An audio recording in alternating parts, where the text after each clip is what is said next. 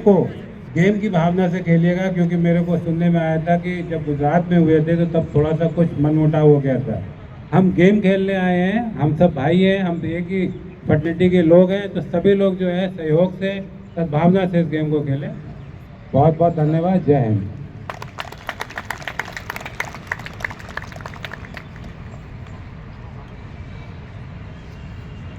मैं आज के समारोह के मुख्य अतिथि महोदय जी से अनुरोध करूंगा कि वो कृपया मंच पे आएं और खिलाड़ियों में अपने आशीर्वचनों से ऊर्जा का संचार करें। Shri Vivek Srivastava ji, please sir.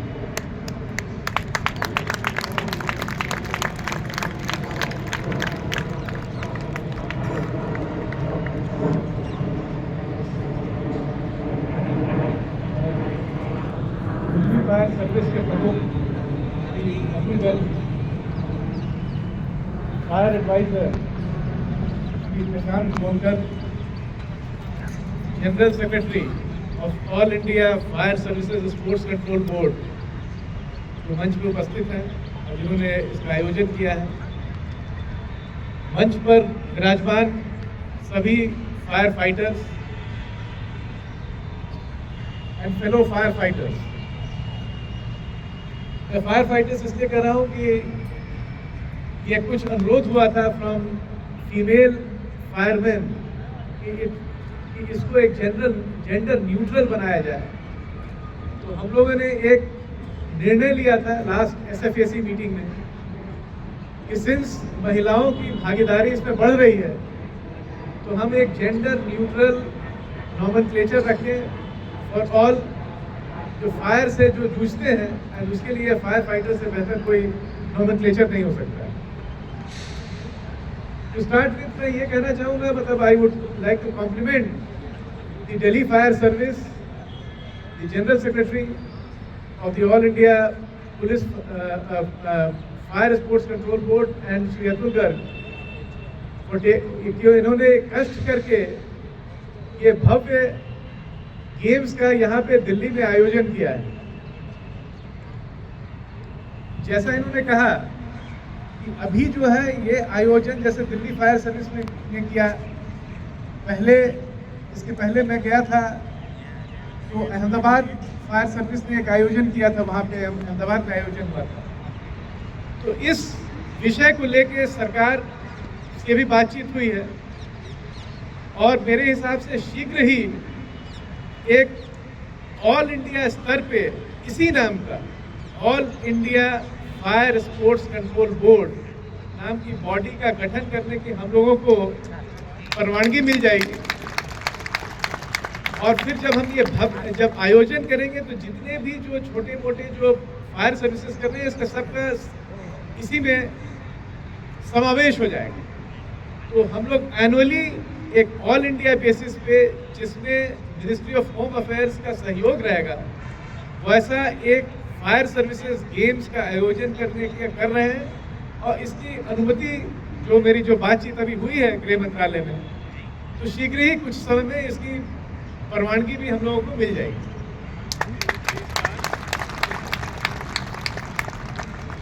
दूसरी बात यह है कि जैसा कि ये world police and fire games होता है, ये कंबाइंड गेम्स होता है जिसमें फायर सर्विसेज भी हम लोग भी पार्टिसिपेट कर रहे हैं।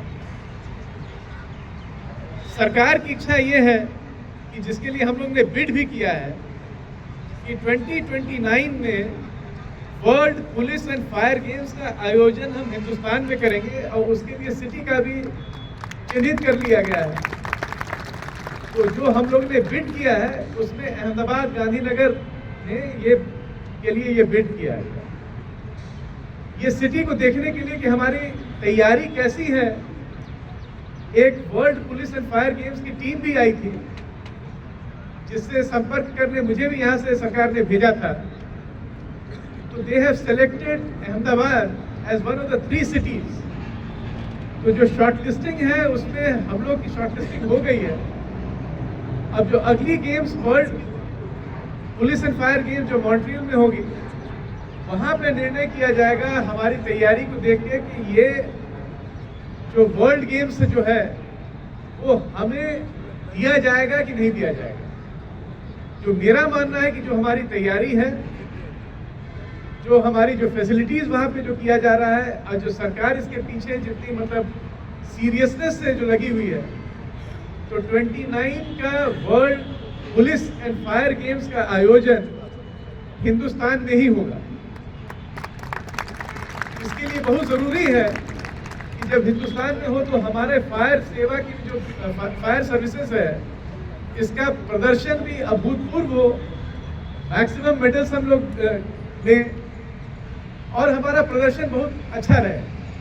इसलिए 2025 साल है तो 2026 से हम लोग एक ऑल इंडिया स्तर पे सरकार की मदद से हम आयोजन करने का हमारा प्लान है, जिसमें थोड़ी बहुत चेंजेस होंगी क्योंकि उसमें स्टेट का रिप्रेजेंटेशन होगा, म्युनिसिपल कॉर्पोरेशन का रिप्रेजेंटेशन, क्योंकि ऐसे तो नहीं कर सकते, नहीं तो बहुत ज़्यादा टीम्स हो जाएंगी। और इसको एक हम लोग संगठित करके इसको आगे बढ़ाने कर रहे हैं।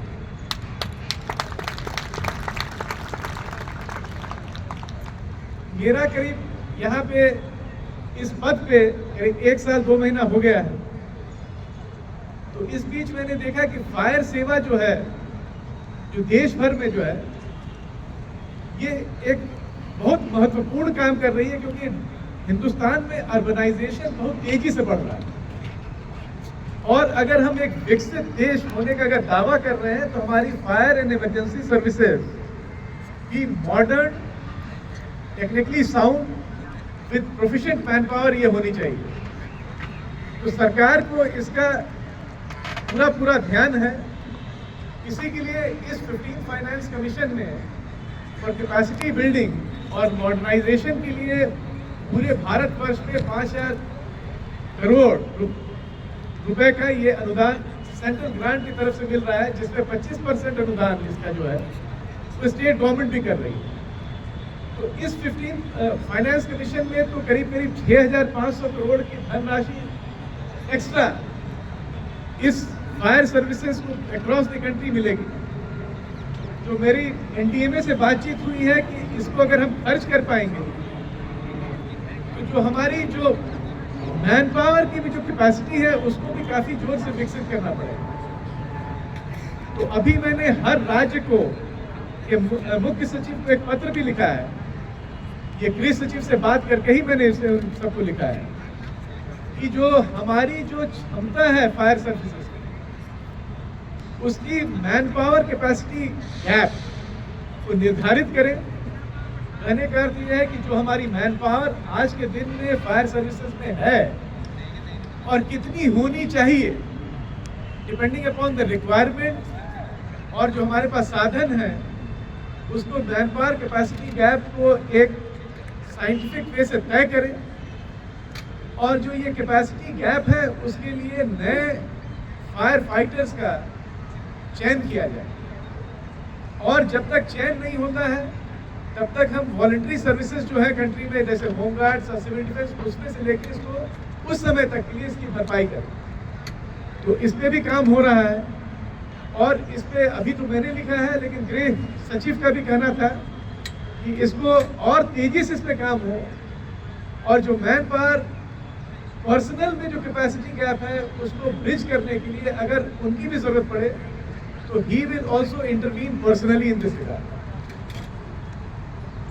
कहने का तात्पर्य मेरा यह है कि जो सेंट्रल गवर्नमेंट है ये फायर सर्विसेज का इंपॉर्टेंस समझ गई है, समझ रही है। इसमें साधनों की क्या जरूरत है उसकी हम पूर्ति कर रहे हैं। मैन पावर कितनी चाहिए इसकी समीक्षा की जा रही है। समीक्षा के बाद इसमें कैसे भरपाई करना है उसका भी ये करेंगे। एक और मुद्दा था जो मैं आपके सामने लाना चाहता हूँ कि ऑल्दो ये fire services through out the country है, लेकिन जो मेरा अनुभव रहा कि अलग अलग म्यूनिसिपल कॉर्पोरेशन में चाहे स्टेट्स में ये डिफरेंट टाइप की यूनिफॉर्म डिफरेंट है, प्रमोशन एवेन्यूज डिफरेंट है, आरआरस डिफरेंट है। तो हम लोग इस बार लास्ट एसएफएसी की मीटिंग में ये निर्णय भी किया गया था कि हम एक यूनिफॉर्मिटी लाएंगे। तो उसमें भी काम हो रहा है। और जो नेक्स्ट एसएफएसी की मीटिंग जो है, जो हम अप्रैल में करने का तय कर रहे हैं हैदराबाद में, तो उस समय इसमें जो कमेटी ने अपना जो सुझाव दिया था उसको भी लेके हम जाएंगे और फिर ये यूनिफॉर्मिटी हम सब स्टेट्स में एज ए रिकमेंडेशन भेजेंगे कि इसी स्तर का सर्विस सब जगह होनी चाहिए।